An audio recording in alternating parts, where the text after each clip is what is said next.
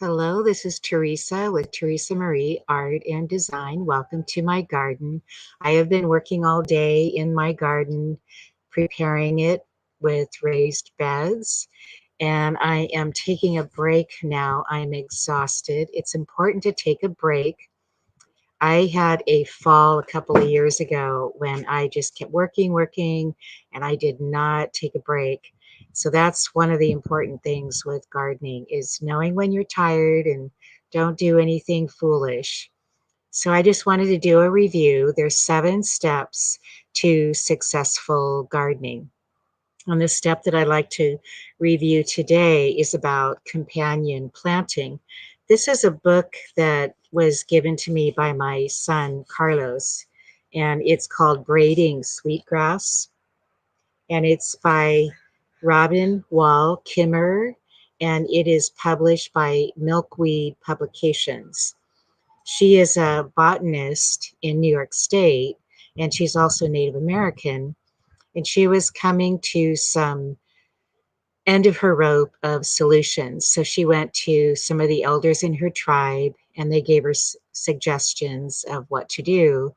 And then she also had students from all over the country and all over the world coming to learn about gardening and botany and the science of plants.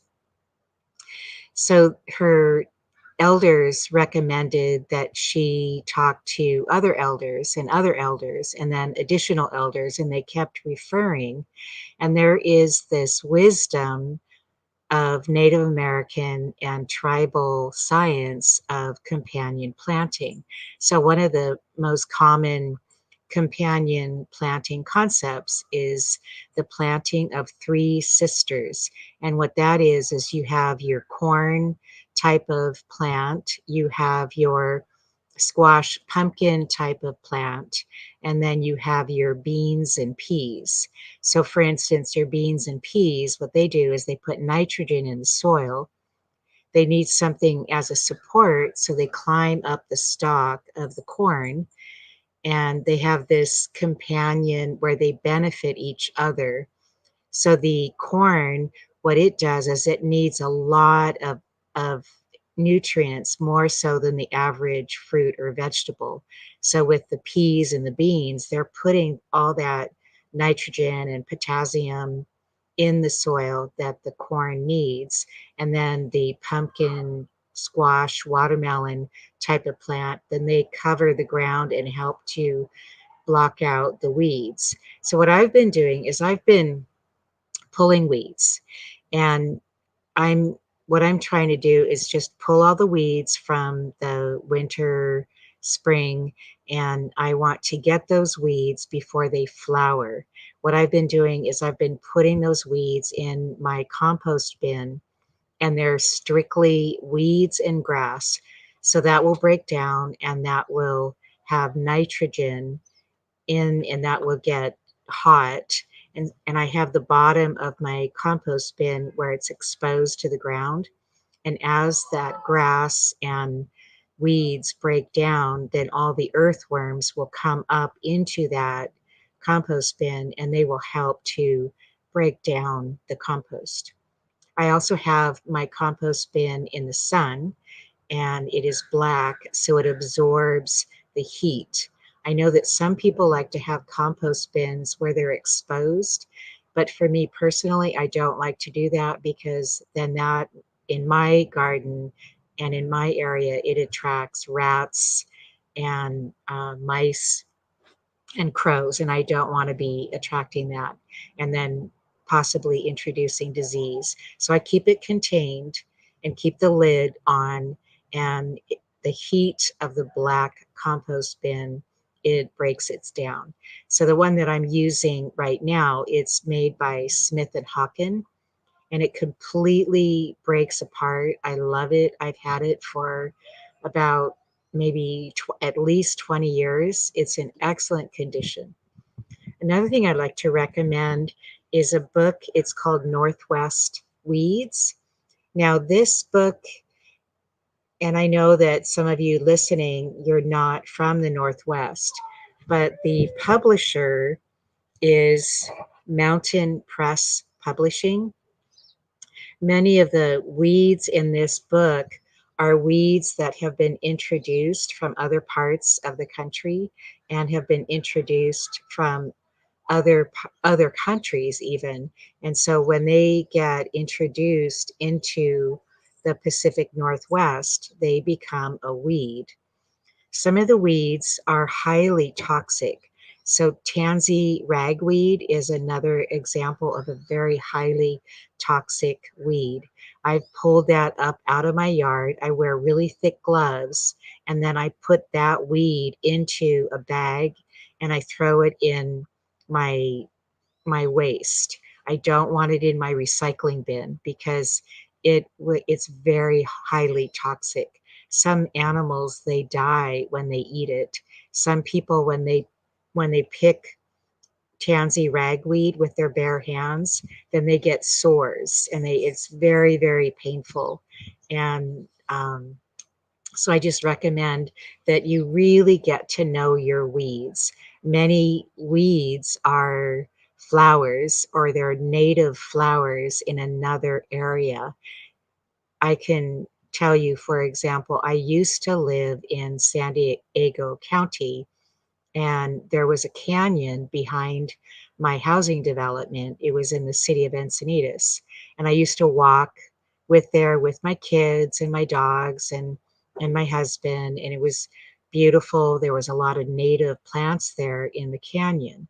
So some of the native plants was a rock a rock rose, and another one is ceanothus, and it's a little bush, and the ceanothus gets these little tiny purple flowers.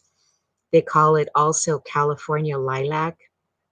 And then the rock rose gets a pink flower.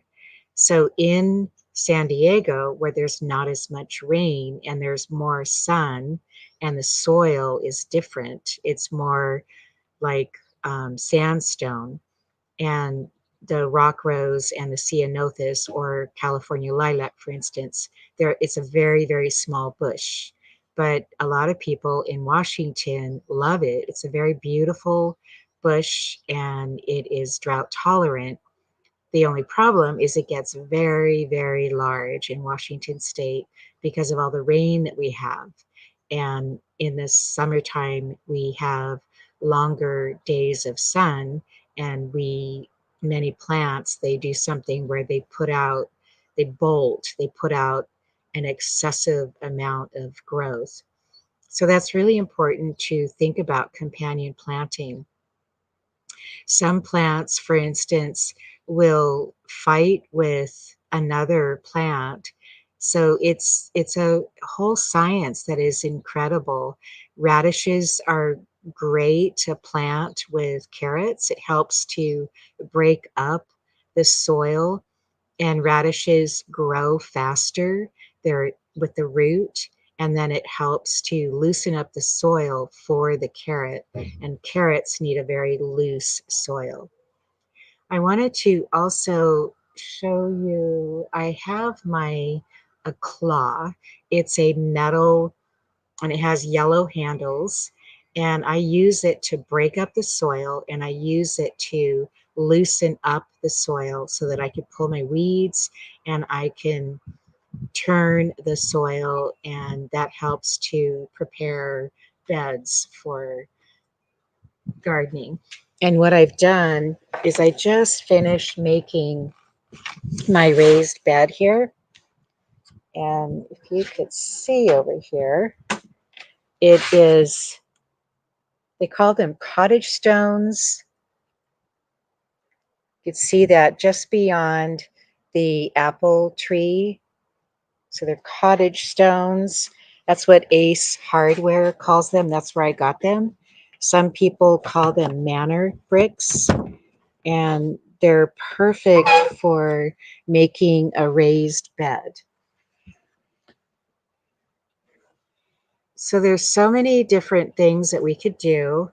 And also the Washington State University Master Gardener Foundation.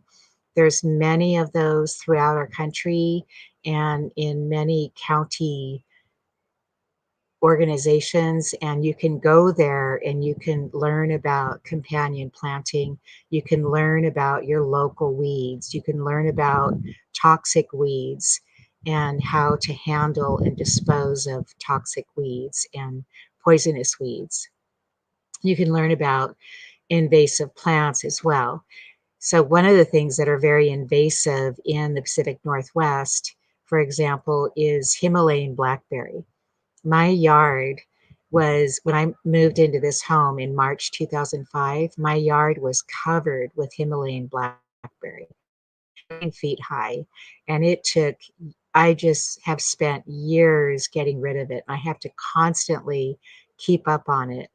And everybody in our community, we have to get those little shoots, and they might be about this big, and they grow incredibly fast, and they're very, very invasive. One of the recommendations I had with a landscaper, he said, if you can handle it, he said that once they cleared the blackberry, he recommended that I go out in the rain and just when the soil is wet. And he recommended that I get the root ball. And he goes, what we call it, a slang term, is a brain. And they were literally like this big, the size of my head. And that's what I had to get. And that helped me to really gain control of the Himalayan blackberry. Blackberries are delicious, but they're so incredibly invasive in Washington state, and they're not a native plant. Many plants have been introduced here because they're pretty, and because of our climate and our sun in the summer and our rain, they become invasive and they become a weed, and they take out and they crowd out the native plants. So that's something to keep in mind. And just ask me any questions and give me a like and see if there's anything that I can do to recommend a resource for you. And I would love to help you figure out how to work in your garden and have a successful garden. Thank you, and you have a wonderful day.